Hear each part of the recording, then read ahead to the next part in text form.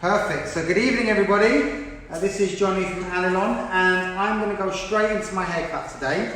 I've got a beautiful model here, and Harry, if you just come around this side for me a second, you can see in the mirror that I've got a central parting that runs all the way down to the centre back. And what I'm doing is I'm tilting the head forward, okay, and I'm going to start my haircut at the hairline.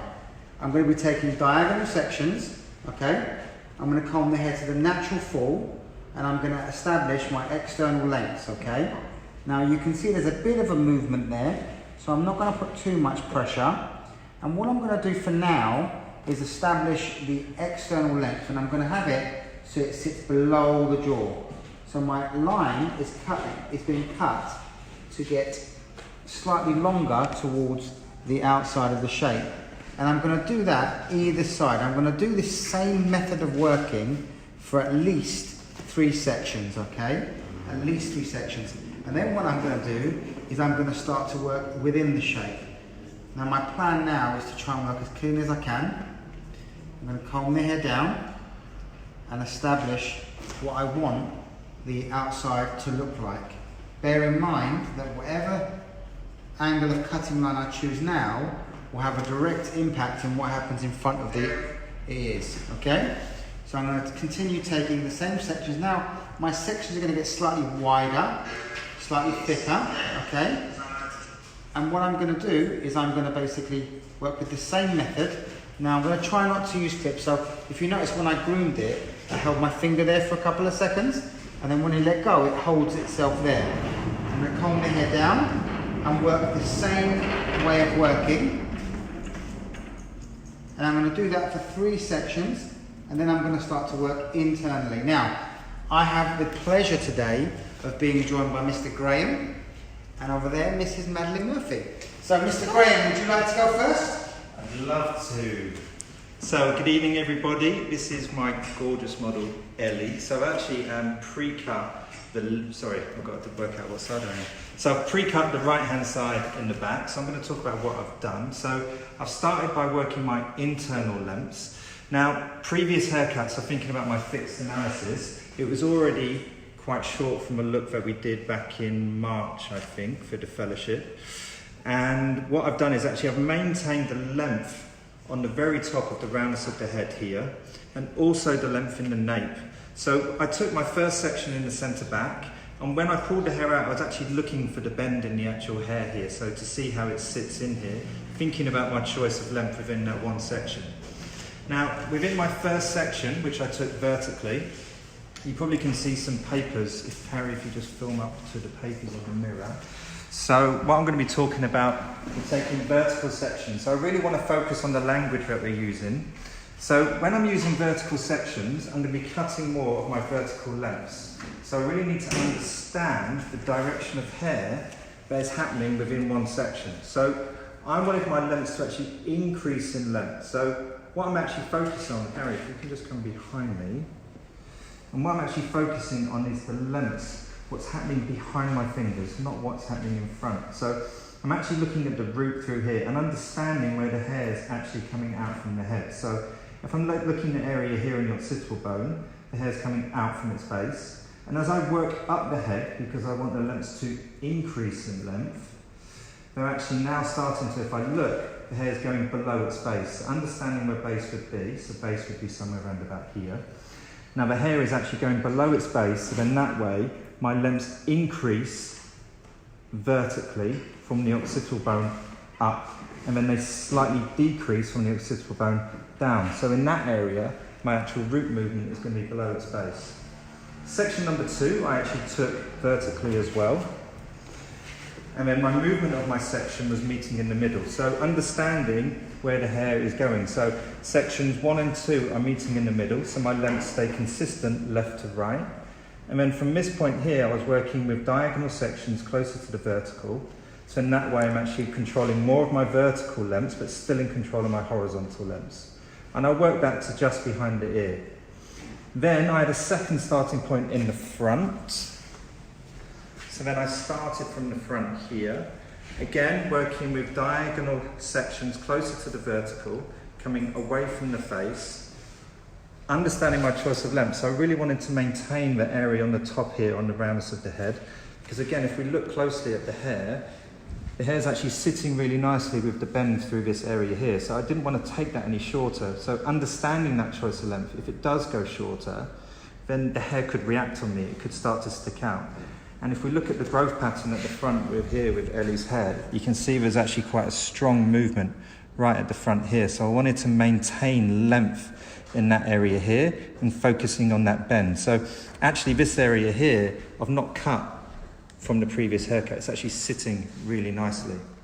So from this point on, I'm continuing with sections that are going diagonal back, so away from the face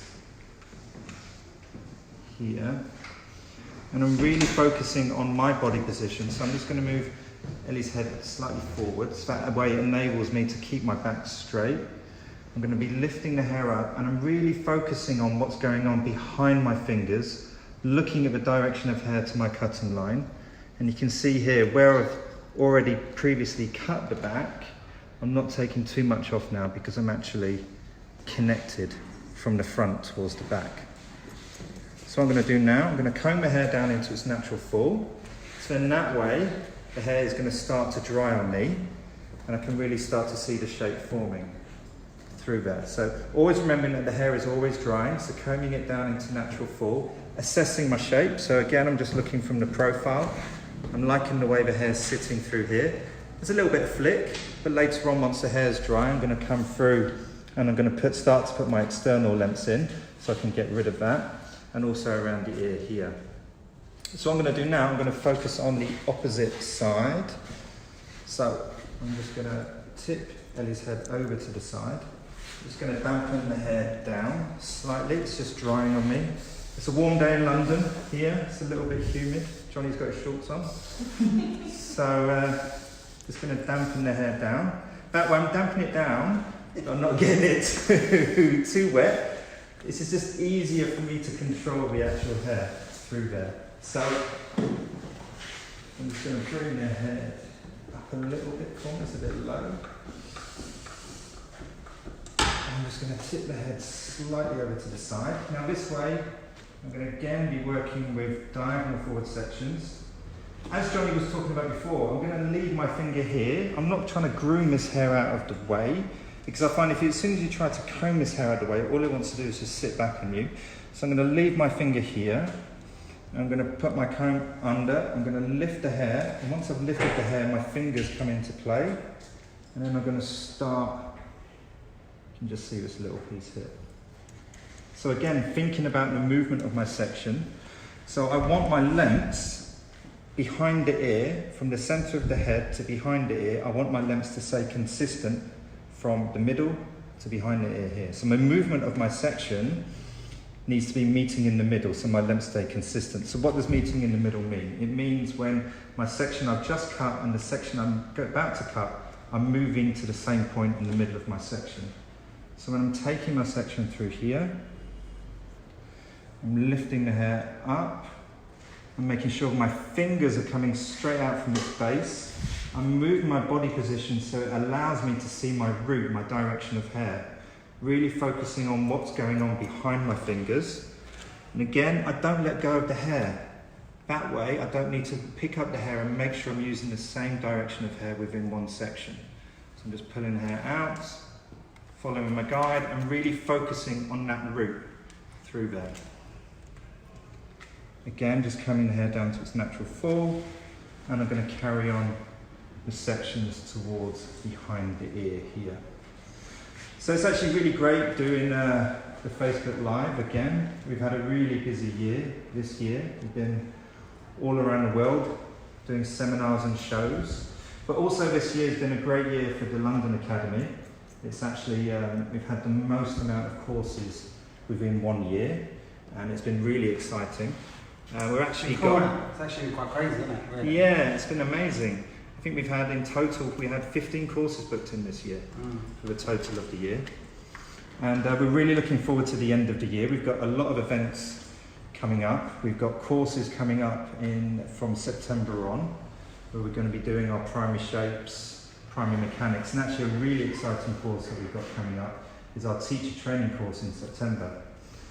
What I'll do later on, I'll go through some of the courses and also start to talk about our alilon open house, which happens on the Friday before Salon International. So that's always really exciting.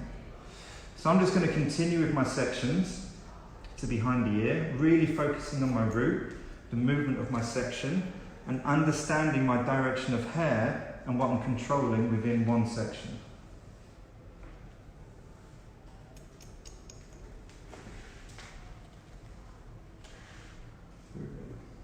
Again, just focusing on how the hair is sitting at natural fall. And that's really important to understand, especially with Johnny's haircut. Now he's putting in an external length. Johnny really needs to understand where the natural fall is. What do you look at when you're thinking about the natural fall, Johnny? Well, I tend to obviously look at the root to understand natural fall. But what I'd like to do, before I walk through what I've been doing and what I'm moving on now, if I just want to introduce Madeline Merritt, everybody. Thank you. Hi everybody. I'll come back to that, Brent. Thank you very much. Sorry guys, I had to jump in. I'm going to be showing you something a little bit more classic. I know if you look back through our previous Alilon Unplugged, you'll see that I did some classic highlighting for you. I'll be doing some other foil work for you today, but I'm actually going to be doing a little bit of foil work for balayage. So I have a model downstairs who is just being shampooed. As we all know, this takes quite a long time. So I'm going to show you the technique that I used, how I placed my foils and what I did, and then I'm going to go down, blow dry my model, and I'm going to bring her up so you can see what the finished result would be. I'd say on average in the salon this could take between 3 and 7 hours, depending on the hair that you've got, depending on what the client has already. I started off with a virgin hair today, so we have one of our incredible alilon mannequins here. These are the ones that we use on our courses, and yes, we do use them for the balayage courses. They are incredible, even though they're dark, you can put bleach on them. I use the Century of Light from Davina's when I'm doing a foil work balayage or a freehand balayage. Today I'm going to be talking about the Progress bleach, which is our in-foil and on the scalp bleach. So this can lift up to 9 levels, depending on what volume peroxide you use, so we call that activation source within Davina's. Today I've only used up to 30. You can use up to 40. I'm not a fan of it. I often wouldn't even use 30, but in the interest of time, I've used 30 on some of the ends of the hair today. So I'm going to show you exactly what I did on my model downstairs as well. She's actually our gorgeous videographer's cousin who saved the day today. So I'm going to show you what I did. First thing, establish the natural parting. You'll see my model later on has actually got quite a deep side parting, but this mannequin wants to split down the middle. So I'm going to place it in the middle to show you exactly how we can work with a face frame and everything as well. That's what we're going to be doing today. So the first thing I do is I will have a full consultation with my client, establish exactly how light they want to go, how much lightness they want to see, how high they want to see it, and also if they would like to see much lightness around the face. My model today has actually been travelling for 5 months, so she's got a really beautiful, around a level 8-9 sort of copper, like a 904 maybe, 804, it's absolutely beautiful. So I've just added some really soft blonde pieces in there, and I'll show you how I sectioned. So we establish the parting, and then we're going to go from the crown down to the top of the ear. I'm going to clip these away. So we're splitting the head into 3. Don't kick your model like I just did my mannequin, they won't like it. So clip these pieces out of the way, and then we have this whole back piece here. Obviously, if you were working on a model or a client that had hair as dark as this, and there is a bit of shape in the hair, you would want to go all the way from the hairline at the back. Today, what I did, because she's got hair that all falls more or less in a line, it's really, really long hair, and it was quite light already, what I decided to do is like a half head of balayage. So, as if we were going to do a half head of highlights from the occipital bone, instead of a square box at the back like I showed you on the previous Alilon Unplugged, we have got a nice deep V in the back here. And we're going to be working with diagonal to vertical sections and horizontal sections in between. I really need to find the ball. There we go. Find it in the middle there. So I create a V, and then I'm just going to take the bottom off there so we've got a nice flat bottom start on. I'm going to clip this hair out of the way. Use as many clips as you want. I'm a big believer in clips. I know with cutting we don't need them, we can use grooming. With colour we can use as many clips as we want to get that hair really nice and groomed, neat, tidy and out of the way. So I use these small metal and aluminium clips. So now what we're going to do, what I've done today is I've done slices. So I've taken a fine slice, can you see that, Harry? Mm-hmm. Excuse my nails, so the lid on. So we've got a nice fine slice. I'm going to hold it down towards the tips. I'm going to place my comb in and I push up towards the root twice and I put back combing in there. Once my back combing is in there, I'm going to clip it. And this is just going to help us stay really nice and neat and tidy. Then I'm going to take my long foils. You'll see on my trolley, if you have a look at my trolley, Harry, we've got long foils, we've got short foils, I've got lots of clips, I've got a large brush and I've got a medium brush. My large brush is going to be with my higher dilution, it's a big one, so I think big number. My medium brush is with a lower dilution, so I think small number. So this is going to be Progress and 20 volume. This is going to be Progress and 30 volume. The 20 is going to go in our foils near the scalp, the 30 is going to go for what we call a tip out to get those ends light. So Harry, if you want to come and have another look, what I do is I push my foil in, I push that back combing away. You can use your comb to push that back combing away even more. Then I take my 20 volume, I'm using conditioner today because I didn't need to put bleach on the mannequin. So I'm using oil conditioner, that's why it's not the lilac colour of Progress. I'm going to make sure that's fully saturated, moving the hair side to side, making sure it's all open. I do up towards the root, mid-length, and then all the way to the ends. And then I'm just going to fold that foil up securely. Once all of that is in there, I lift the hair up. I take all the hair about 1 inch underneath. I back comb. And then I weave. And now my bleach and 30 volume is going to go on these end pieces.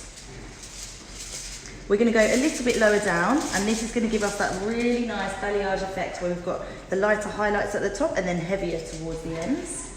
So again, mid-length, make sure that's saturated, move the hair around, up towards with a flat brush, keeping it horizontal, up towards the root area or the top of the foil if you like, and then down towards the ends, make sure it's fully saturated. You can see Johnny's getting annoyed that I'm talking so much, so I'm going to shut my foil. No, I'm actually... I only have to wait, you know, when I've got a model downstairs that needs blow dry. No. I'm laughing at Graham because Graham was like, don't finish too quick. I'm like... so I'm basically cutting all my haircut now. I've got a quick question for Maddie from online. Perfect. A few questions. Perfect. Guys, can we please also introduce Mrs. Daisy? Daisy's going to be doing our PR over there. She is our champion lady. If you guys want to share the video or like the video and share it with people, feel free to share it. Amazing. So, Maddie, we've got a question from Andrea. He wants to know, our Andrea, he wants to know what's making you choose your sectioning pattern. My sectioning pattern is being chosen by the fact that I want to get a really nice even result all over. To be honest, you don't want to have any sections that are too wide for a foil to get any root drag and not get as nice and close as possible. The idea with this foil is to be as close to the root as possible, so any warmth and any unwanted bits, when we come and do what we call our root shadow, we can get that away. So what I'm doing is I'm taking horizontal here. Now I'm going to do exactly the same thing I just did. Take a fine slice in this diagonal to vertical section, back comb it twice from the tips, clip this out of the way, get my long foil, and again, what I do is I slide it along this hair, pushing all that back combing out of the way, get it as high to the root as possible. There's nothing underneath, so I'm holding it with my thumb right now. Stick that hair down with the product, make sure it's saturated, and then I'm going to pick up the hair underneath and do that tip out again. This means that when I next come to do my horizontal section, this is getting smaller, so by the time I get to the crown, I can work maybe 3 sections horizontally and not have to worry about it not fitting in a foil. Did you have another question? I have, but it's for Graham and Johnny. And what about you? That's perfect, because I'm going to say goodbye for a minute. I'm going to go check on my mum downstairs, and I'll be back to show you how we work on the front. Amazing. Thanks, Daisy. This is from Pedro, as in our Pedro. Oh, hi, Pedro. Yeah, he's watching. Right, we've got a question. He's been watching some of the old Unplugged from 2017, and he said it's really apparent there's a huge change in describing the alilon language. Could we explain to everyone who is not aware why this is and how the transition has been? Thanks, Max. What a great question, Peter. Thank you so much for that question. What a great question. Go back to your beach and just relax, okay? Okay, before I go into that, let me just tell you what I've been doing, because while Graham's been cutting and Madeline's been talking, I've gone through quite a lot of my shapes. So let me just recap on what I've done, and then we'll address the language discussion. So, going back to my haircut, I started off by taking slightly diagonal sections, and as I worked up to here, I decided, you know what, the hair's so fine, I'm just going to continue. So what I did is I rotated and pivoted my sections from behind the ear, where it was slightly diagonal, and I went all the way up to almost vertical diagonal, hence me cutting all the hair on the back of the head. And then I worked up the side with horizontal sections, all the way up to the parting, combing the hair down and establishing my external lengths. Then what I did is I came internally, I started in the centre back, I pulled section 1 out, and I basically took off the corner that was sitting on the external. I then took a mirroring section to the right hand side, and my number system in that area was basically 2 and 1 meeting in the middle. That way my horizontal lengths were consistent. And then I took away number 1, added 3, and then 3 went to 2. So again, kept the lengths consistent horizontally and the lengths consistent vertically. When I got to section 3, I then isolated section 3 and then pulled all the alternative sections to section 3. So now what's happening is my lengths are increasing horizontally and vertically and diagonally, obviously.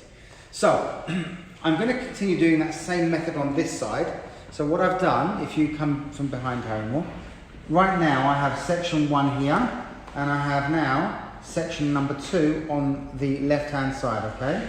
Now a good way to make sure you're working on the base is to basically comb the hair away from the hair that you're working, hold it up in the air, comb the hair away from the excess hair that you're not cutting, and then when I come into, I put my fingers on the scalp and I come straight out from that base. That way I'm encouraging the fact that I'm literally pulling the hair out from the base.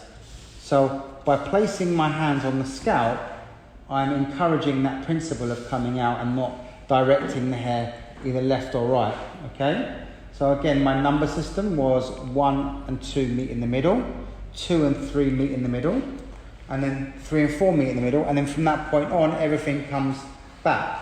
So now this is section 1 and 2. Now, the important thing to remember is to not be scared to actually drop sections, because if you don't drop sections as you're working, you end up having so many sections in your hand that you're not actually in control of what you're doing. So this is now section number 3. I'm grooming my excess hair using the back of my hands to make sure it's out of the way, okay? So this is section 2 and section 3. I move my body round so that way I can look at the root of section number 3. Again, I comb it up until I can see all the hair coming out, and then I put my fingers on the scalp and then come straight up, okay? And that will guarantee, or that will encourage me, maybe not guarantee because it's still possible to make the mistake, but it will encourage the fact that I'm working on the base, okay? I'm doing the same thing now, taking away section 2. So now section 3 is the guide. And sorry, I was a bit confused before when I was speaking, but section 3 is now the guide, and everything's going to come back to number 3 now, okay? So my sections will again pivot.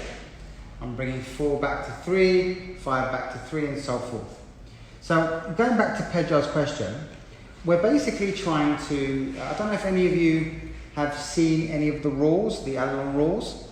We're doing a series of videos that are on our YouTube channel, and they're basically discussions amongst the team, talking about the transition of our language, talking about the idea behind it, the theory behind it, and trying to get people to understand the progression of our language and the progression of our theory.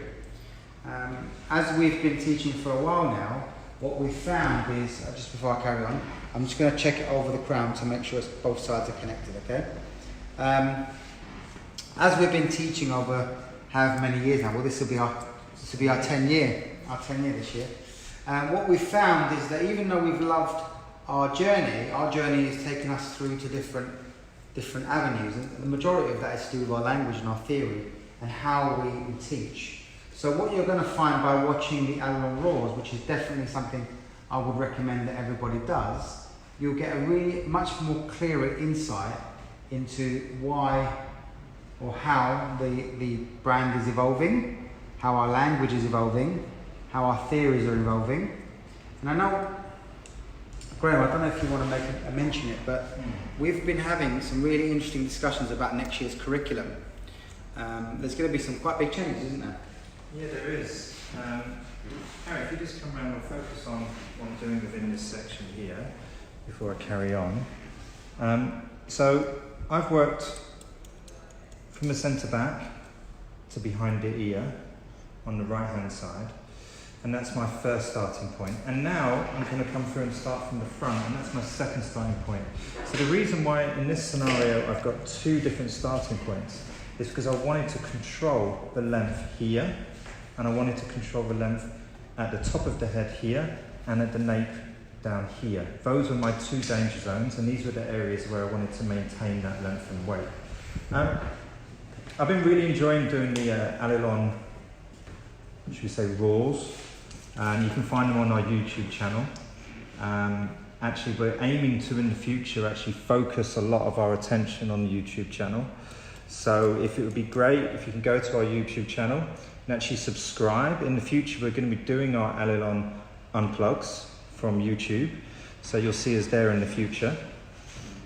With the actual language itself, I've really enjoyed it, and I think what we found as a company over the 10 years, wow, 10 years now, Enna and alilon. Getting old. Well, no. Getting old. Not as old as you though, right? Well, actually, you're my age. Almost. Is that we found that there was maybe a lot of grey areas in the way that we were actually teaching, and actually sitting down and discussing it as a company to start to come up with that, should we say, a new language or a new way of understanding hair. So the slide that Harry was actually zooming in on earlier on when we were talking about vertical sections is a slide actually from our primary shapes course. So our primary shapes course really goes into depth about our language.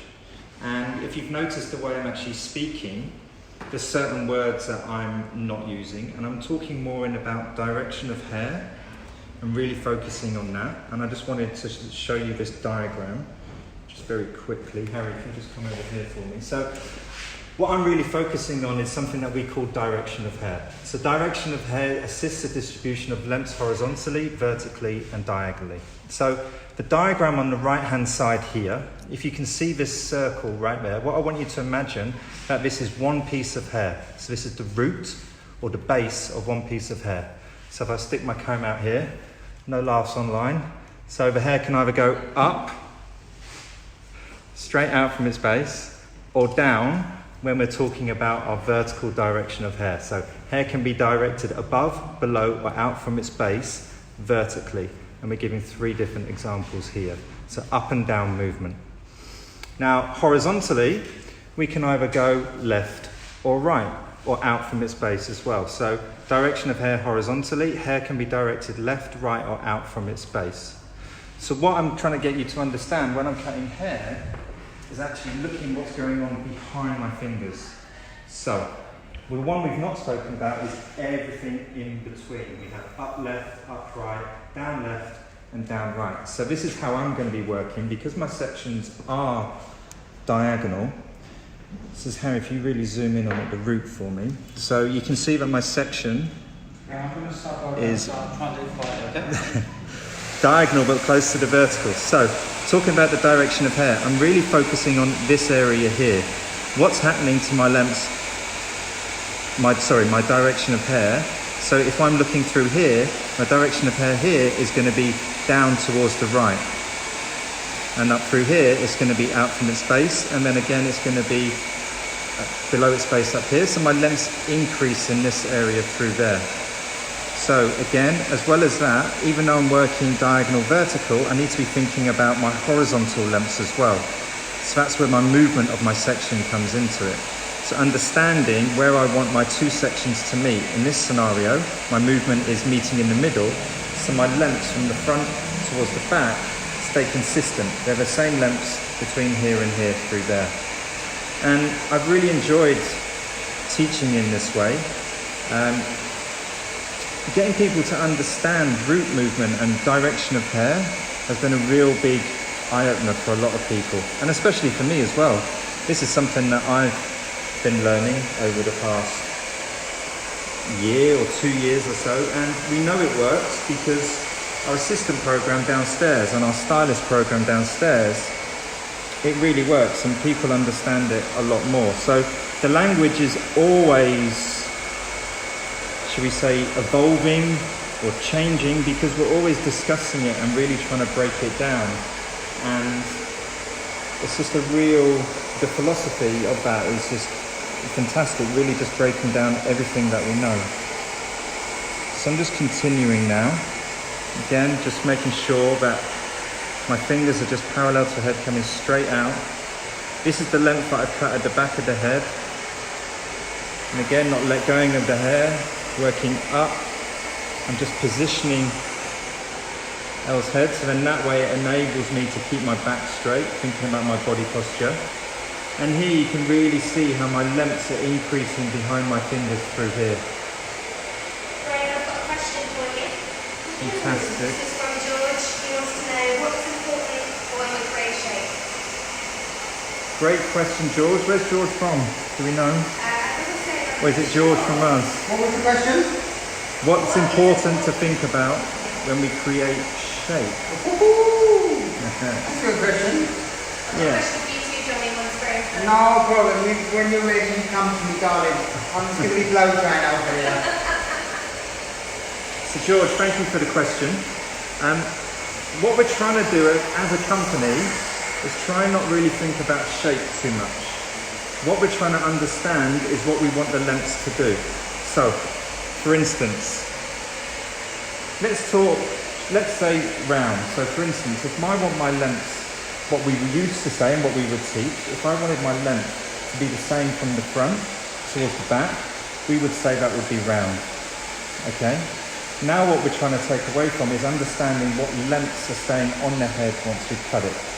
So understanding what we want to length. So now we would call it more consistent, and what we're thinking about is our direction of hair vertically, horizontally and diagonally. So, for instance, if I take a horizontal section now, I'm just going to take the section, I'm going to leave my finger here, I'm going to pick the hair up, I'm going to pull the hair out, and understanding that my lengths and looking behind my fingers and understanding what my direction of hair is behind my fingers here. So if I wanted the lengths to increase, I would start to think about how my root movement horizontally needs to come, should we say, left of its base. So that way I can increase in length through there.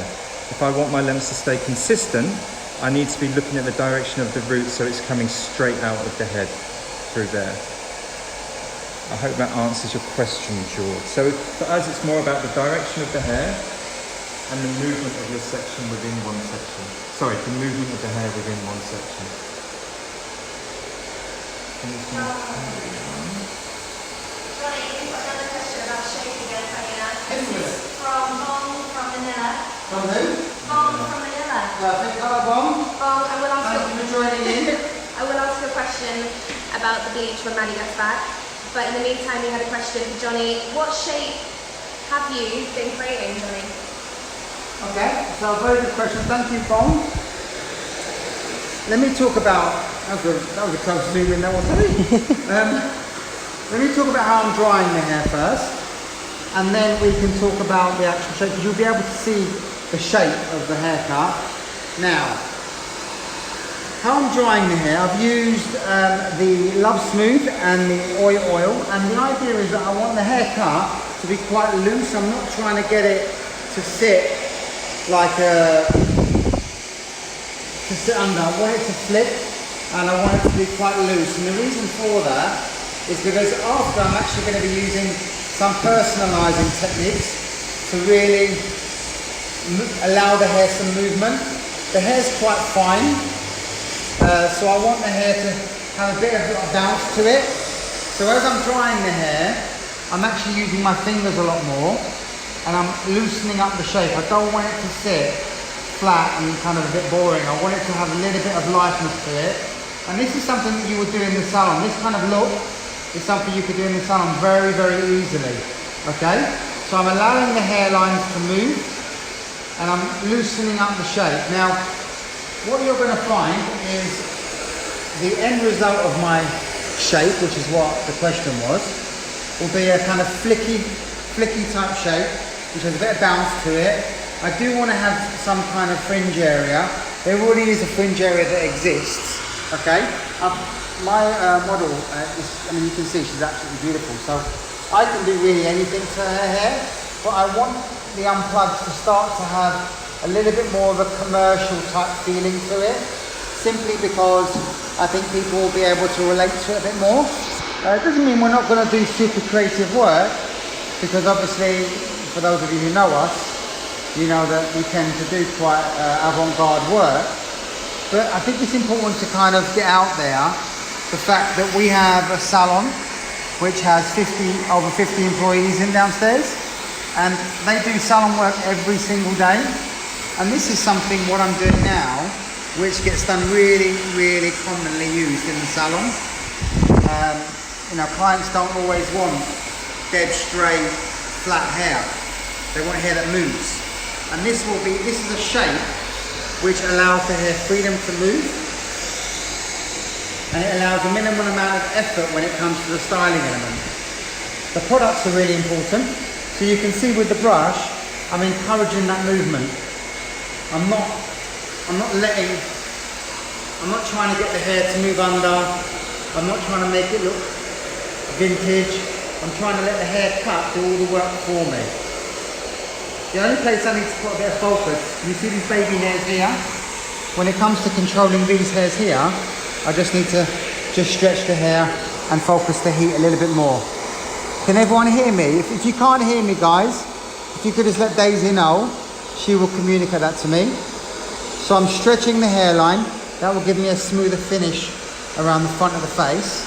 And then I'm going to come around here and I'm going to stretch this hairline, again, just to get rid of that bend a little bit. And then as you can see, I'm just rotating the ends, and this will give me a kind of bit more of a softer, looser finish. And then just around the crown and around the top, I'm just going to work the roots upwards and backwards to give me a nice kind of natural bounce to it. So the overall shape will basically be a shape which flicks out, it's below the jaw, and has an element of freedom to it, which is listening to what the hair wants to do. Johnny, I've just got a follow-up question. Okay. Do we consider also the shape of the face of the client before we assess the shape of the hair that we're going to do? Good question. Who asked that? That's one again. Yeah, so I mean, in this scenario, obviously, as you can see, with my model, we can do whatever we want because she's got a really, really pretty face. This is more about trying to create a look which is really common. And you look, look at the rotation of my wrist. This movement here allows the brush itself to rotate and allow the hair to become looser. Can you see? Because the hairline, if you look closely, the hairline's obviously got a bit of a movement to it. Can you see? So I don't want that to be dead straight. But what I do want it is to be loose, is to be smoother. So with the hairline, I can basically grab the hair in the brush, pull it out, and have the hair dry going down. And by doing it like this, it's going to stretch out that movement, going up, and then coming down. So to answer his question, or her question, I'm not sure who it was that asked it, this will allow me, or allow the hair, to have this still smooth and silky look, but a softer finish to it. And you should definitely consider the look of the customer, the face shapes and all that type of stuff. But sometimes it's also about really listening to what the hair wants to do. And in this scenario, I'm trying to allow the hair to do what it wants to do.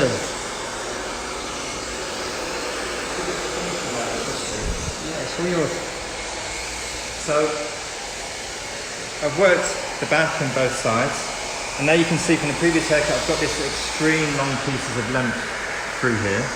So what I'm going to do, I've taken a section that runs across the head left to right, and I've started in the centre. And Harry, if you just come around this side for me, I'm just going to bring Ellie's head up, and what I'm doing is I want this to be a really soft, fun little fringe at the front. So I'm making sure that my fingers are on the round of the head and just pulling the hair out, and I'm looking for the bend in the hair, so just relaxing ever so slightly and choosing my length and taking this length away. So what we're going to end up with is lengths that just sit a natural fall, bending forward. So if I comb that down to the natural fall now, you can almost see how the hair bends on itself in this area here. So I'm just combing that into place, moving it around, making sure I'm happy with that choice of length. See how the hair sits. And then what I'm doing, I'm just taking part of that section and grooming that excess hair away.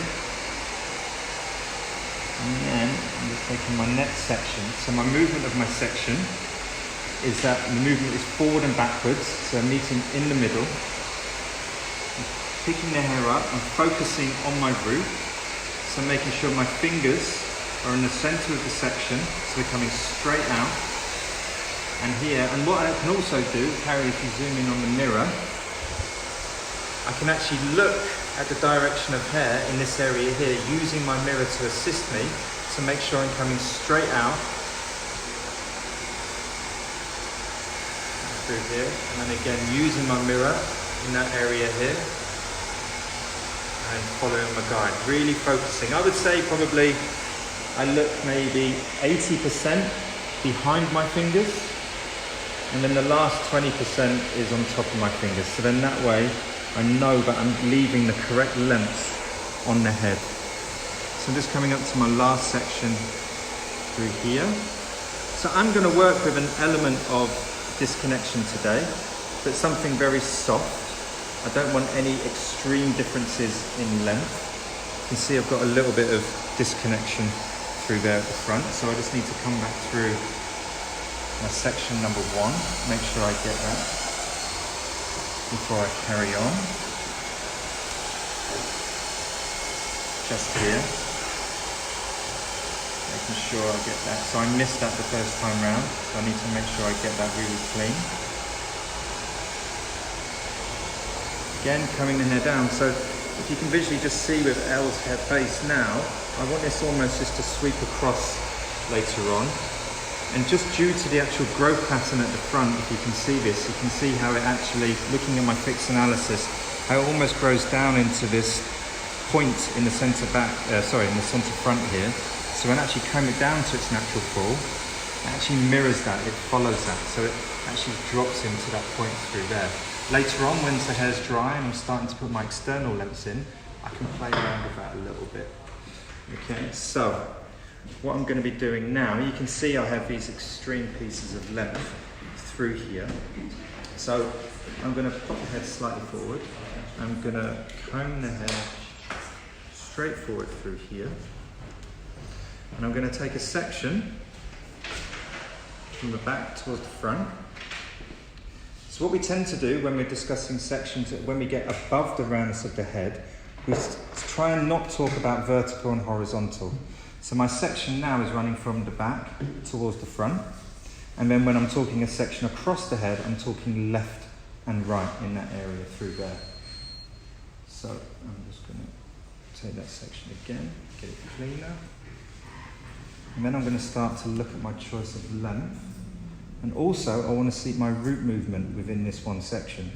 So what I'm going to do, I'm going to turn Ellie this way, using my mirror again to my advantage.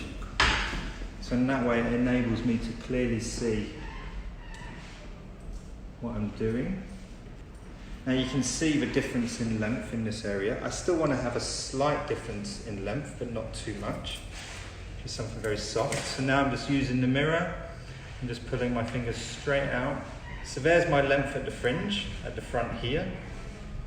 And I'm going to pull the hair out, fingers straight out.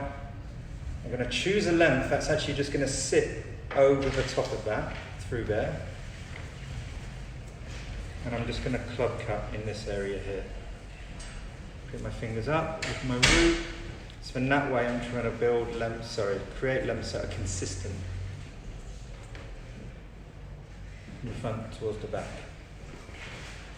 So that just sits longer over the top. Now what I'm going to do, now I've controlled my length from back to front, I'm going to turn the head back this way. So then it allows me to use my mirror. So I can now look at my direction of hair from left to right. So I'm going to groom that excess hair. I'm going to take my new section. Now I want my lengths to increase in length from left to right. So my movement of my section is going to be backwards. And the effect of that is that we're going to get an increase in length. So my section number 2 is going to be longer than section number 1. So I'm just going to make sure I can see my guide before I carry on. I've got loads of questions for you, Graham. For me? Yeah, I'm sorry. Oh, no. We'll go first one. Can you give us some tips for balance, for the internal, the external, and the classic shapes? Just in the back to the beach. That's George. George, is that George from Athens? Yes, I believe it is. George, looking forward to coming to see you. If You're it's the going same on, George. yeah. I'm going over to, if it's the same George I'm thinking. I'm pretty sure it is.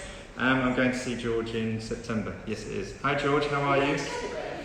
No, I'm going. No, you're going. You're going to be going sometime. You're going after me. Yeah. Greece has become really, really like the amount of education they're having in Greece is fantastic at the moment. George is great. I love going over to see George. We'll see you soon. So, come back to your question, George. So we're talking about balance. So balance. I love balance. If I can get it right. Again, me personally, there's lots of ways, but it's just going to come down to the direction of the hair, making sure that's consistent. A big one would be counting your sections, making sure that you're using the same sections on both sides. If you can imagine if you're using, say, 10 sections on one side of the head and then you're using 5 sections on the side of the head, the unwanted direction of hair within those sections is going to be massive. And actually talking about that, we have a slide. Did I put it up? Yeah, just over there. So Harry, if you just zoom in on that slide up for me. Again, this is a slide coming from the primary shapes lecture, so the bottom one. Sorry, Harry. Yeah, this one. So the size of sections affects the distance the hair travels towards the cutting line. So if you imagine, you've got 2 diagrams on that actual slide. And one of the diagrams is showing a section. So the 2 black lines is a section. And you can see it's actually wider. And then the red dotted line is showing the direction of hair. And the blue line in the center is showing your cutting line. So what we're showing in this diagram is, you can come back this way now. What we're showing in that diagram is, if you take a section that's really thick and wide, the hair has to travel a larger distance to meet that point. So when the hair falls back at natural fall, what it's going to do, it's actually going to go from shorter in the middle to longer on the outside.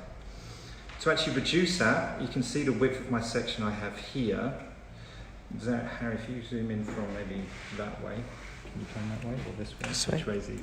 That way? Wherever you want. Yeah. So if you look, when I place my fingers in, can you see how the hair travels in the center towards my cutting line? So it doesn't travel a greater distance, it's actually a smaller distance. What we need to understand is that you're always going to get that because we can't take a section 1 hair thick. So to try and reduce that, we try and take sections that are not too wide, that they're consistent. Otherwise it's going to have, depending how you're cutting the hair, it's going to have an effect on your vertical or your horizontal lengths. I hope that answers your question, George. I'll ask that question when I come to Athens and see if you got the answer I've right. been corrected by George. Apparently it's not that same George. You're thinking of a different one. I'm thinking of a different one. Are you ready for another question? For me or for... I mean, I don't think you can answer it, I'm sure, but... Let's just let Maddie crack on with what she's got to do. In the meantime, I'm just going to... Oh! Yes, so, what I'm going to do here, guys, is I'm going to show you how I worked on the front of the hair and we got our face frame, and then I'm going to pull my gorgeous model in the corner over there over and show you exactly what this result will achieve. So, the first thing I did was I took my section at the front, and just because I like to do it so I don't have to hold as much hair, the only reason, you don't have to separate your section. I go from the high recession here all the way back, just clip this hair out of the way. Just because I like to work with smaller areas of hair than one big one. Then what I'm going to do is I'm going to work along this front hairline, and I'm going to show you how we create our really nice face frame.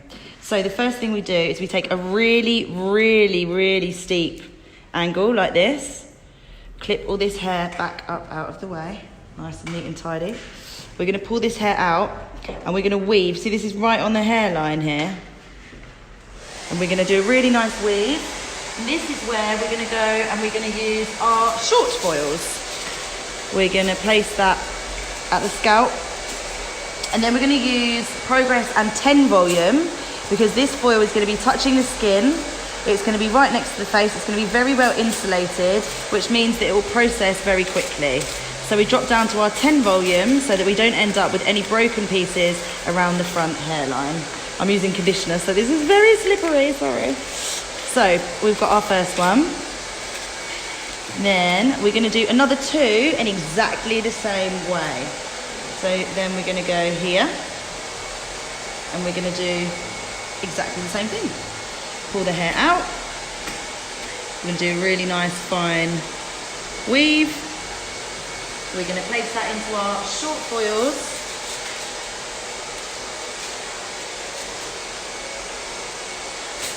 I just realised how long my nails are. Disgusting. So this is our second one. And then we're going to do one more in exactly the same way.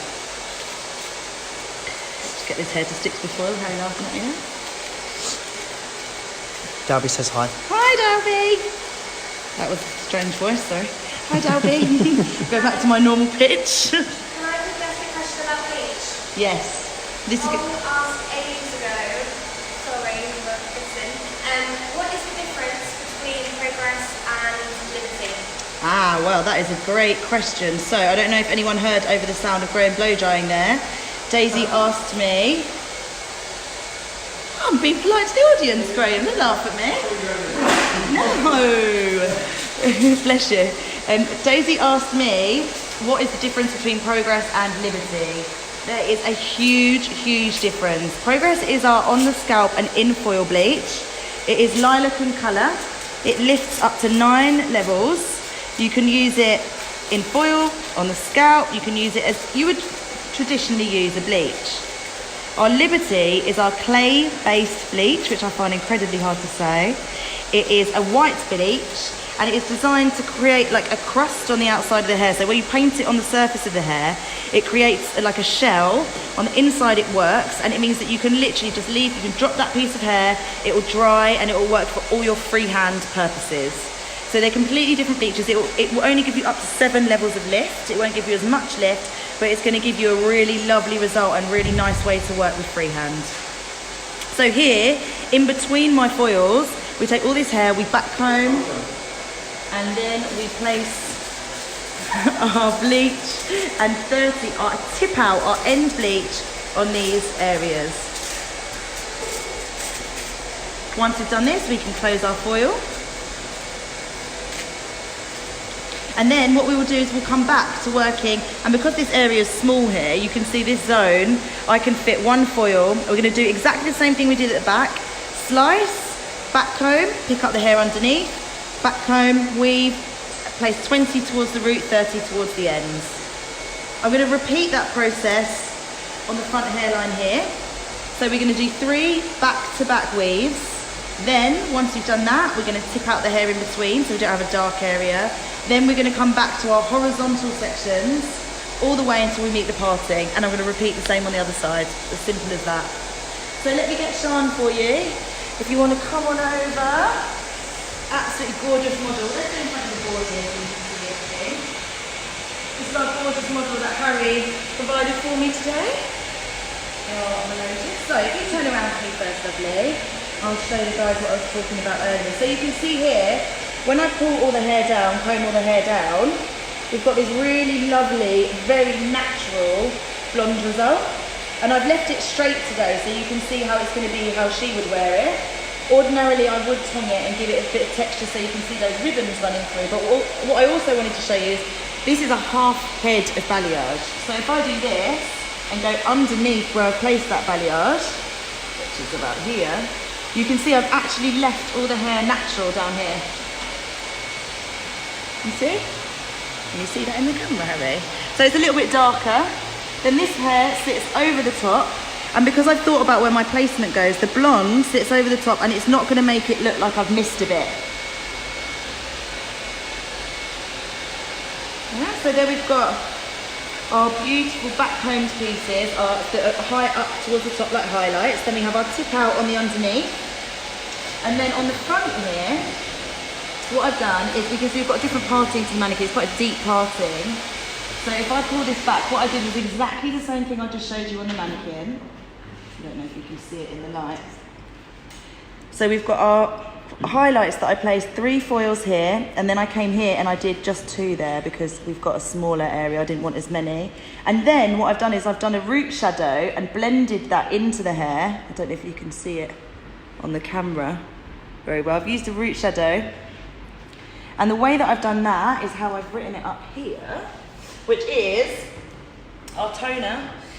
We have an 8, so it has no tone to it. It would have been what Dudley has called an NW before, so a natural warm. So it has warmth to it because Shine's got very lovely warm hair. So we've got 20 grams of 8, 40 grams of 10 volume, so 1 to 2, and then I've added 20 grams of water. So not only does that dilute it, stop it touching the natural, lifting the natural, but it gives it a really nice texture and makes it very easy to work through the hair. And the ends, this gorgeous, really beautiful blonde that we've got here, I don't know if you can see it in the light, this is literally just Silver Alchemix shampoo and Silver Alchemix conditioner. That's all I've used on here.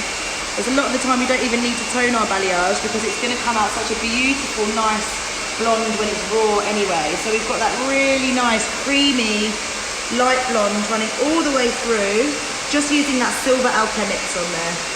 I'll show you the other side as well. So we've done the same thing on the other side. We've done our face frame.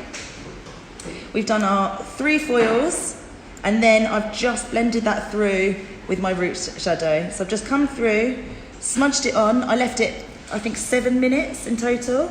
Then we rinsed that, we put the Silver Alchemix on, and then we blow dried. I've blow dried using the Definition Mist, the Silkening Mist from Your Hair Assistant, and then I've also used Oi All-in-One Milk and Oi Oil. Maddie, you are getting so much love online for this colour. Oh, thanks! Yeah. And your own colour. Oh no, don't. Yeah. We just wanted to know what the natural level is. Of mine? Oh, well, Natural level. If I turn her around and show you at the back again. Remember I was saying earlier, guys, she's like almost like a natural 804 or 904. Look how beautiful that natural hair colour is. Isn't it stunning? Let me do this as well so you can see it this way. She has been travelling, the lucky thing, 5 months, right? Yeah. So we started in Australia, we went to Bali, we did Paris when it was absolutely boiling. So actually some of the balayage was there already for me. I had a very easy job today, just a lot of hair. So this is the natural, all down here. It's all natural, all virgin. George just wanted to you to reiterate why you put water in your toner. I put water in my toner to make it more liquid. It makes it a lot quicker to get on the hair, so it's really quick and easy. Of course you can use View if you want to, excuse me, View, our new demi-permanent range. But I really like using Master Tone because I feel like I have a little bit of control. So what I did was I mixed 20 grams of colour, 40 grams of water, as if it was a toner. 40 grams of peroxide, and then I add the water. It makes it more liquid and it softens it so it doesn't touch any of the natural. So she doesn't get a root glow where I've painted that toner on. It calms everything down. It just gets rid of any unwanted tones through that top of that balayage there. All good? Amazing. Lovely. Thank you so much. You can take a seat again for me, Sean. Thank you so much. Okay, can I grab Harry's attention? Sorry, Mr. Harry. While the team have been talking, Daisy, if we have any questions, you let me know, yeah? Of course. What I'm doing now is I'm going to go through my shape and I'm going to literally soften every single cutting line, okay? My sectioning pattern will follow the contour of the head, so I'm working from the front, I'm working all the way around the horizontal sections, and I'm making sure that all my internal lengths are completely diffused. So when the shape blends down, it just all blends out into this soft, kind of flicky, loose edge to it. I want this to be a very commercial, soft, finished look. So my goal now, once I've put my basic mechanics in, is to come through mechanically still, but loosen it all up. So as I'm working through, I'm starting quite low, so I'm going quite low into the hairline. I'm leaving the hairline out, okay? But then I'm working at the point where my internal lengths change. That's the point where I'm going to start to freehand and loosen the shape and personalise that shape, okay? Now Maddie's going to be showing you another colour replacement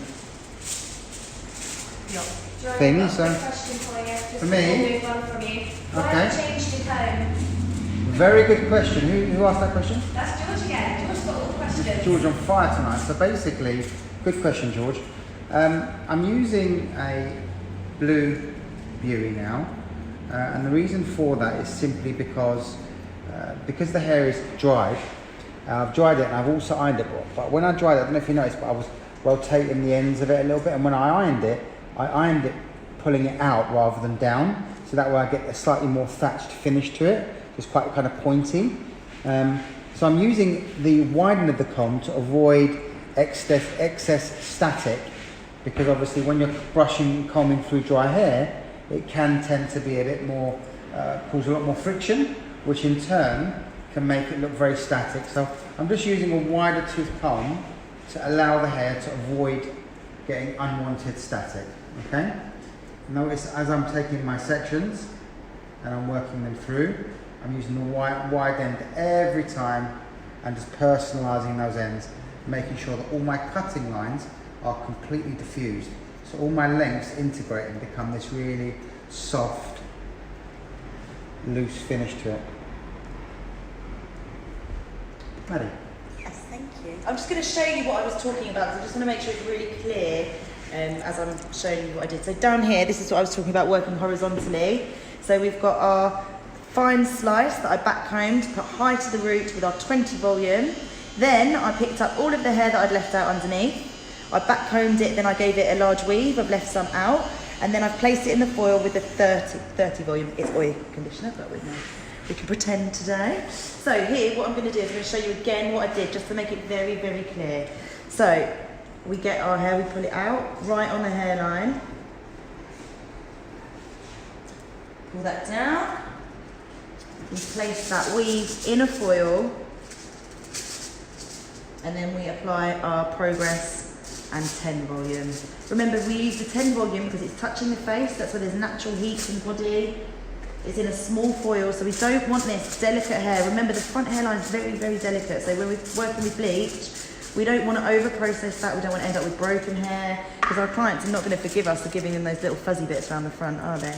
We can always leave these a little bit longer if they're not ready. So I'll do another one.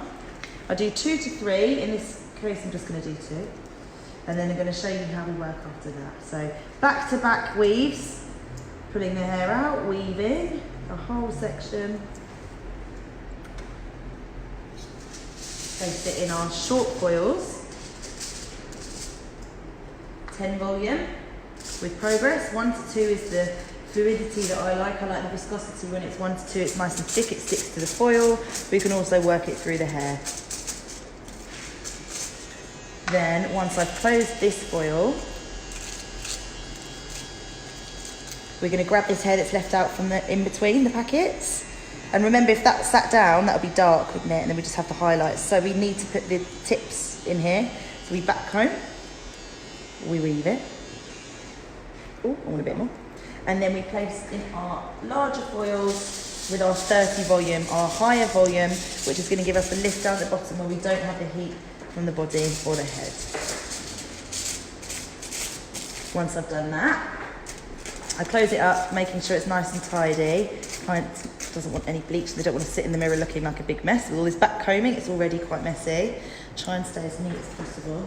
We're going to come back here and we're going to work horizontally again. So I'm going to take my slice. Obviously all of this hair would already be in packets. I'm going to take this slice, clip that hair away.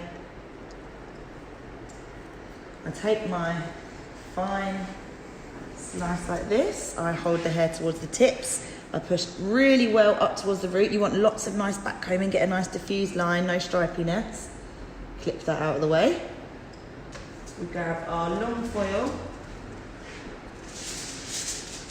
slide it along the hair to push that back combing out of the way. You can use the hair to secure the foil if you want to, pulling it down nice and tightly. And then our Progress and 20 volume, because this is up towards the root.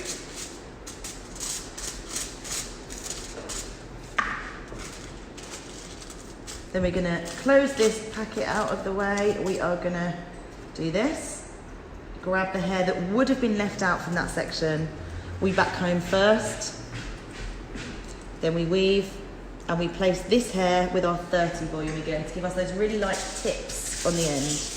Maddie, Yeah. I was going to ask you, do you measure your section every time? Do I what my section every time, sorry? Measure. No, I don't measure it as such. I try and keep the depth of each section as even as possible, so we get a nice result. But what I do is I use a foil as my sort of guide as how wide I should be. But then what's perfect is I have a Matador pintail comb. It's my favourite comb. And I know with the foils that we use here at NO and within alilon, that this comb is just slightly shy of a foil. Can you see that, Harry? Mm-hmm. So what that means is that if my section is as wide as the tail of my comb, I know that's the widest I can go, because then I'm still going to be able to have a little bit of leeway to be able to fold my foils on the side and not have them open. I don't like having open packets because it means that if this hair is lifted down here, but this isn't ready, I can rinse this without disturbing that. Yeah, makes sense? I'm talking to Harry like I'm teaching you. Do you understand, Harry? I know you're filming. Yeah, I get it. You get the drift? Well, he told me he got could do the this. balayage for me earlier. Yeah. Harry, can I get you? Fully booked tomorrow, mate. I'm coming. So I'm just going to recap quickly what I've been up to while Maddie's been discussing, going on and on and on. So what I've been doing, I've been putting my external lens in. So what I'm using with Elle is really focusing on her features. So this is something that we really focus on at the beginning, talking about our fixed analysis. So when I put my external lens in, I'm really focusing on the cheekbone, and I really want to bring out this area here through her eye. So I've worked with club cutting, and in this area here, I've just worked with the actual hairline itself. I'm just going to turn the chair a little bit. So what I really love here is how the actual, sorry Elle, I'm going to turn you that way, perfect. How the external length just sits up behind the ear through here and then just flows across the top of the nose through there, just to accentuate that area here.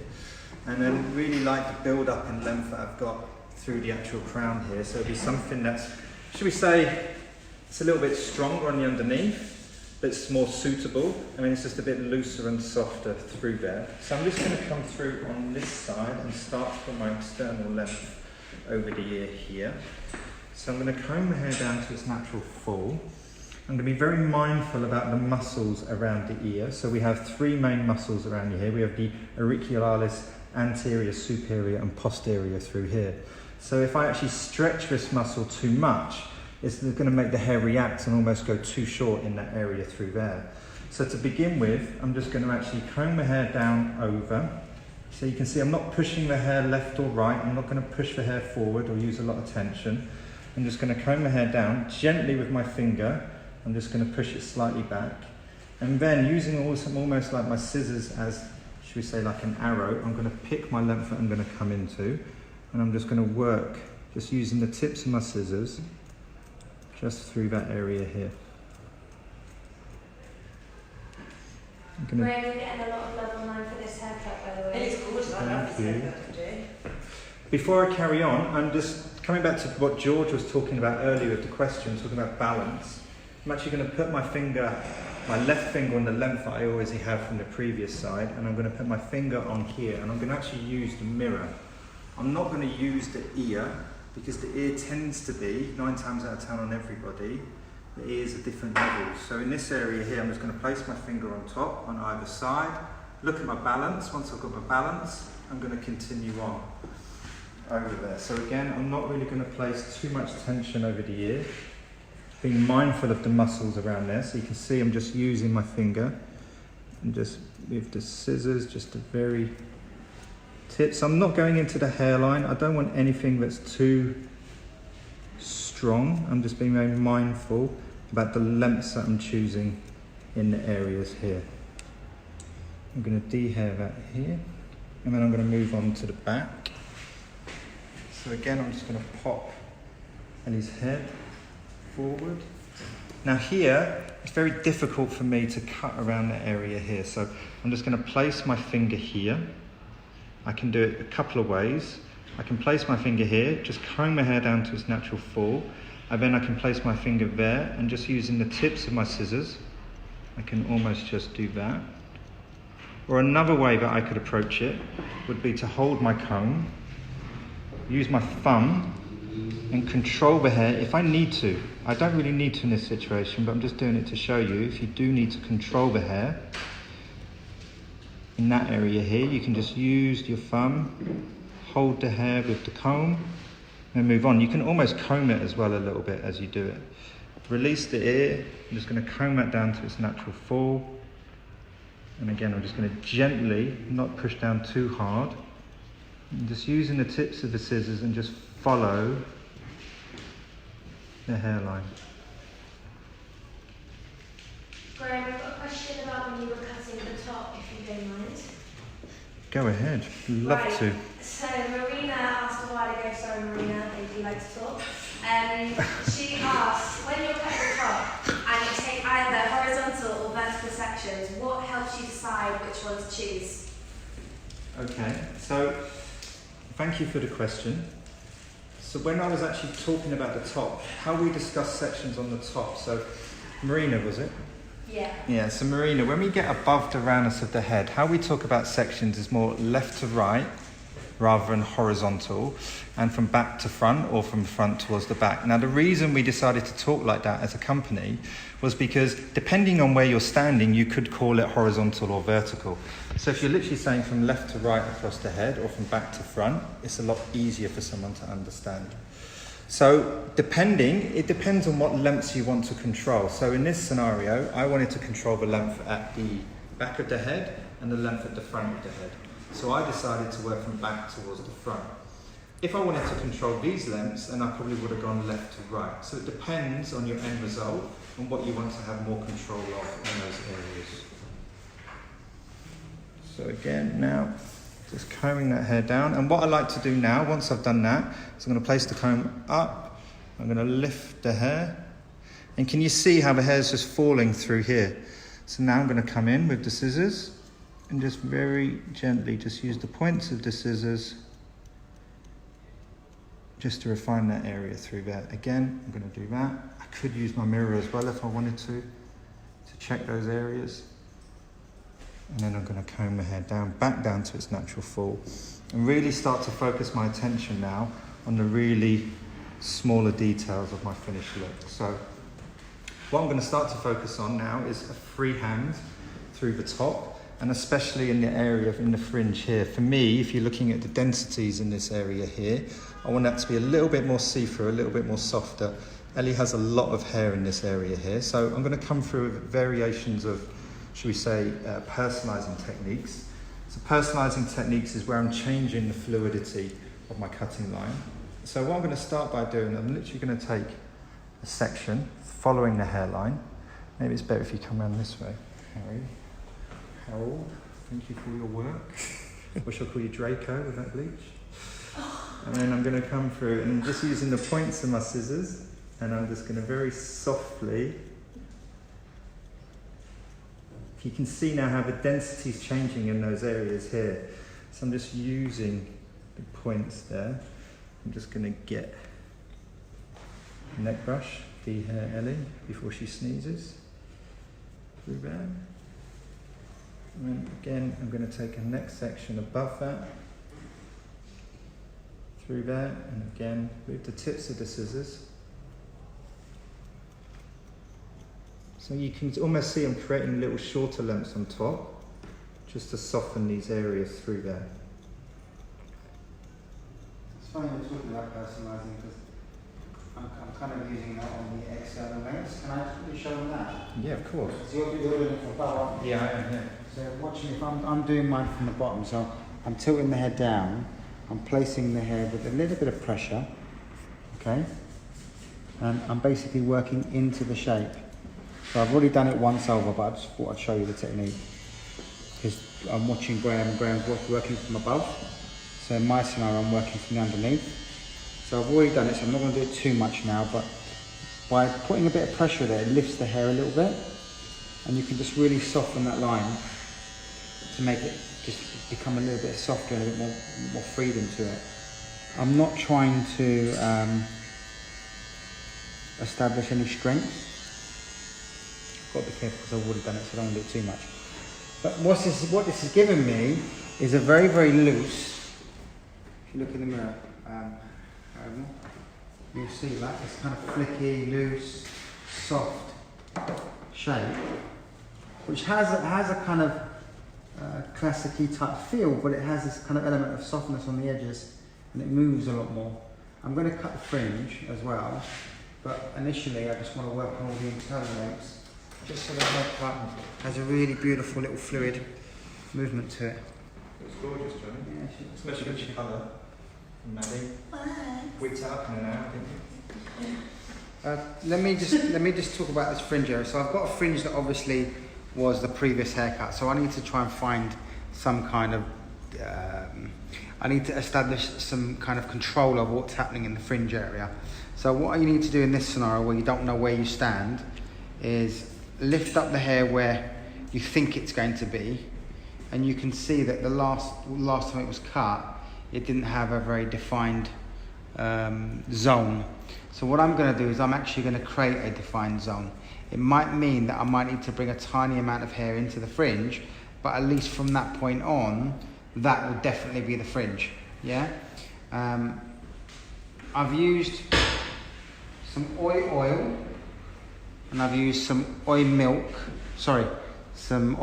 and a little bit of Love Smooth to blow dry the hair, so the hair feels really silky, which is nice as a feeling. And when I iron the hair, I used a bit of oil, but I didn't iron the hair dead straight, as you can probably see on the camera. Hopefully you can see it. I didn't iron it dead straight.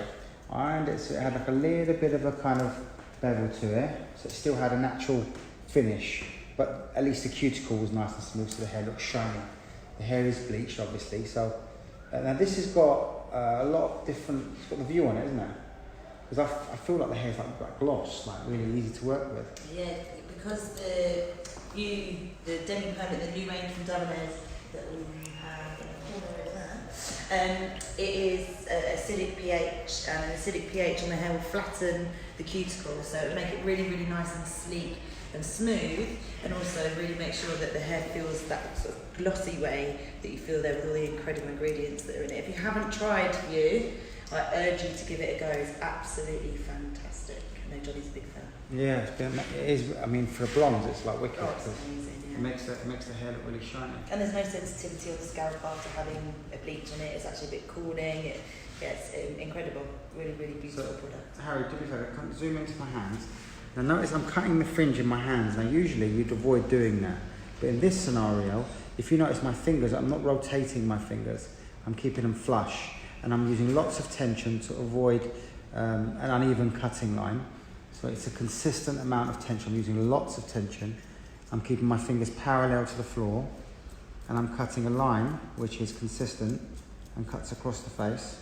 Okay, and every time I'm doing that, I'm making sure I tilt the head up, I comb the hair down into the same previously cut line, and then just before I cut it, when I secure the hair, I really pull it, and I use lots of tension to make sure my fingers are facing the floor, and I cut my line. And I'm moving my body around as I'm working, so that way I know I'm combing it to the correct place, and my line will be consistent the whole way around. Now you could do this in your comb with no tension. You could do it in your fingers with no tension. But in my scenario, I'm using it lots of tension to control it, because when I've blow dried it, I've blow dried it with a bit of bounce to it, so it has this kind of bowly finish to it. So if you don't use a lot of tension, you risk basically not having a consistent line. And what I'm going to do now is I'm just going to soften that line, again, just so it has a bit of freedom to it. So when we move, I mean, she's so pretty, look at those eyes. So that fringe will just break on those eyes. I'm just going to gently soften that fringe a little bit. So I'm going to allow the hairline to drop away. That way I keep the strength in the fringe, okay? And then what I do on the inside of it, I just loosen it up a little bit. Again, using pointing, and I'm only softening the tips. I'm not trying to go too deep, but this will just help the hair move a little bit. Johnny, I've got another question. Okay. Cool. Right, this is from George again. George would like to ask you, do you think the length on the neck is going to be a problem for this model to blow dry alone? No, because the idea is that it flicks by itself. So if we don't want to put an effort in, we don't have to, and the hair will naturally move. The idea is that so that it flicks, so it doesn't look so kind of. I didn't want it to look boring, and sometimes in a salon environment, if you cut it too sharp, it can look very vintage. It can make someone look a little bit older. So I just wanted this to be quite a commercial look, where it's loads of looseness to it, and that little flip, take your head to the side a little bit, done. That little flip on the bottom will actually be encouraged by the weight that sits on top of it. So the idea is the shape will have this kind of soft, flicky bevel to it. And I've got a question about the fringe. So how do you evaluate how large or small to make your sections on the fringe? And that's from Josh. Okay, Josh. Hi, Josh. Thank you, good question. The zone itself was dictated to by basically the previous zone. All I've done is identified a cleaner zone. So it can be really wide or it can be really thin. Ideally what you want to do is think about the roundness of the head. So if you're thinking about it from, let me, Harry, film from behind this, it's easy for people to understand. Film over my shoulder. So look at the roundness of the head, okay? So at this point here is where the head starts to bend. Can you see that? So we know that this point here, literally here where my finger is, will be the point where this hair, anything underneath that will fall downwards. From this point onwards, which is where this zone actually is, the hair will naturally break left and right because of the roundness of the head. So ideally you want to try and avoid taking it too far back past the roundness of the head, because the hair doesn't live there, it lives there. In this scenario, I already had a zone there, I never had a choice. So I've kept the existing zone, I've just cleaned it up. If that answers Josh's question. What I'm going to do now, guys, is I'm going to work for literally the last zone here, the last 2 or 3 sections. I'm just going to point a little bit deeper, just to really get that freedom to it. Whilst you're doing that, Johnny, could you just do a little recap for Dalby about how you cut this? Okay, so hi Dalby. The haircut was established first of all by cutting my external lengths, okay? So what I did is I started in the back, I took a vertical section with a centre parting, I worked with diagonal sections combing the hair down, okay? And I cut it, so that way basically what would happen is I'd establish a line that sat all the way around to the front. Now, my section pattern was diagonal, and then it actually rotated practically to diagonal vertical. Then it worked horizontal through the sides, and I established all my external lengths. Then I came through the back, I took a vertical section starting in the back, I pulled the hair out, and I basically cut the corner off the hair. Once I cut that corner off, my number system was 1 and 2 meets in the middle, 2 and 3 meets in the middle, and then everything came back to 3 to obviously increase my lengths horizontally, vertically, and diagonally. Then what I did is I dried it, but when I dried it, as you can see by the hairlines, I basically dried it very loosely. I didn't try and get it to tuck under. So then as you obviously work into the shape, I've ironed the hair literally above that point, just to give me a nice smooth finish to it. But the ends, I want them to be moved. I want them to move. I don't want them to be solid. Now my goal is to actually encourage that movement with the internal lengths. Can you see?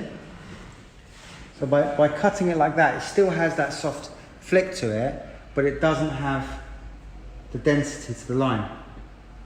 You see? But I just want to remove a little bit of excess weight just from here, okay? So I'm going to come across diagonally, this way. Oh, excuse me. And what's interesting about all this is we're talking, if you notice the language we're using, it's very much the direction in which the company is going. I know if I could get your attention to go over to Maddie, Harry, Maddie will talk to you about some courses that we're going to be doing, where we're going to be sharing the language. Thanks for joining. So, we've got written up here on our board our courses that we have coming up. The first ones I'm going to show you are in our UK Academy. So right here in this room, you lucky people. So, we have coming up, on the 9th to the 12th of September, we have our primary mechanics course. And then, 2 weeks later, we have our teacher training course. The guys were mentioning that earlier. Very exciting, really fun course. That's on the 23rd to the 26th of September. The last one of the year in our London Academy is our primary shape course, our traditional course that everyone loves to take, which is the 4th to the 7th of November here in London again. The next ones we've got are our worldwide courses. Woohoo! So the next one we have is the 10th to the 13th of November in New Jersey, USA. You can get places booked on this course, all of these courses. If you go to our website, you can book online through there through our Shopify, right, Jenny? You can do that for the UK courses. You can do that for the UK courses. International, just email info@aloneducation.com and we can go to info@aloneducation. So that's that email address, just. We also have something very exciting coming up. Graham and I are in the middle of trying to get it together right now with the help of our gorgeous Johnny. We have our drum roll, please. We have our open house again. Woohoo! Everybody loves it. We have our alilon open house. Friday the 4th of October, so it's a little bit earlier this year, the Friday before Salon International. We'll be here from 7 till 9 doing models, having a bit of fun. Come and meet the team, come and meet the guys, come and see us in our beautiful home here. We'd love to welcome you in. It will be £10 entrance fee. All of this money goes to a charity of our choice.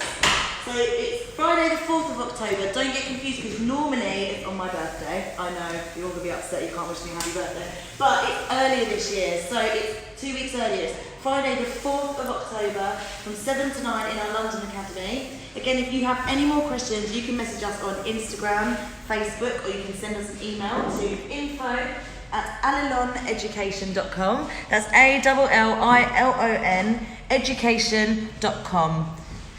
Thanks, Harry.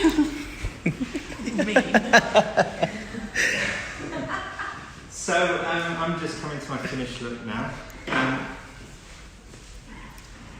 I've forgotten what I was going to say. Looks great. Thank you. So let's recap what I've done. So with Elle's hair, obviously looking at the fixed analysis, there was a previous haircut. There was lengths through the top and the roundness of the head that I wanted to maintain. So I started in the centre back. I took a vertical section from the top of the roundness of the head down to the nape, and within that one section I was looking at my direction of hair vertically. So when we're talking about direction of hair vertically, we're looking to see if the hair comes out from its base, above its base or below its base. So in this scenario we used all three within one section. So from the occipital bone in the middle of the head, the hair was coming straight out from its base.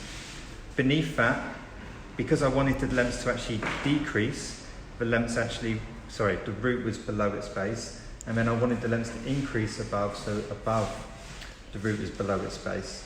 Then what I did, I worked with diagonal sections using the length that was in the middle of my guide. And my cutting line actually, so the length in the middle of the head, it decreased to the actual hairline through here. I worked with parallel sections, and horizontally, I wanted my lengths to be consistent to behind the ear in this area here. So the movement of my section was forwards and backwards, so they're meeting in the middle, so my lengths stay consistent.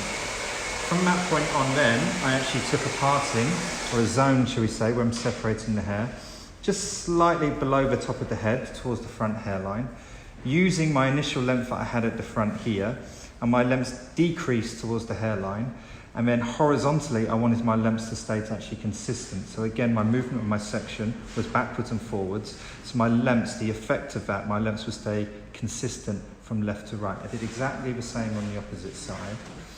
And what I love about this haircut is, obviously I've dressed it out a little bit quite messy through there, but I love the effect of just this soft little fringe at the front here. So I created that by taking a zone across the head, taking a section in the center through here, combing the hair out, looking for the bend in the hair, thinking about my choice of length in this zone. So I wanted the hair to sit flat at natural fall.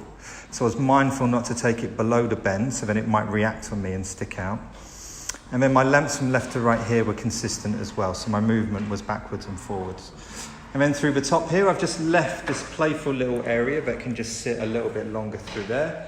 I've dried the hair off, looking and thinking about actually what I've got and being mindful of the external lengths that I put in, choosing features in those sort of areas. And then I've used freehand techniques in this area here. So I've done the recap while Ellie's sitting down because she's very tall. So I wanted to say, Ellie, if you want to ever stand up for me, you'll be able to see. I wouldn't have been able to do it with me sitting down. But I think with the whole her outfit and her style, I think it really suits her, especially with the black as well, which was done today by Dami. So Dami, if you're watching, thank you very much for today. It's a great colour. Say thank you to Dami for helping with the colours today, but also thank you to Marco, who cut my model's hair last week and has done such an incredible job. And I think Daisy helped a little bit. She had one job today. Yeah, she didn't do it. Someone else had to do it. Okay. No, she's been incredible. She helped me so much. So that's my recap of my haircut. I hope you guys like it. And obviously this can be dressed in different ways. It could be sleeker and smoother. It doesn't need to be so textured as this as well. So, and your choices of length could be a little bit different as well. Cool. Recapping on my shape quickly. What I did basically is I cut my external lengths. Okay, and the idea behind the external length, head down for me darling, is that it has this kind of sense of softness to it, and it's weightless. And then I have this internal movement, which is very, very diffused. Okay, every time it will look and feel different. It will encourage this kind of flicky behaviour. And it just, for me, it looks like a very, very commercial look with a very simple principle to it. And every way you move it, every time you move it, it will just look and feel different. Quite a bold fringe, obviously, but I hope you guys like it. It's just a slightly more commercial, salon-friendly look for all of you guys. Thank you for joining me tonight, and we'll see you next week at the same time. Also, at the open house. Which is? The 4th of October. That's away, but okay. Good. Thank you so much, guys. See you later. Thank you. Bye.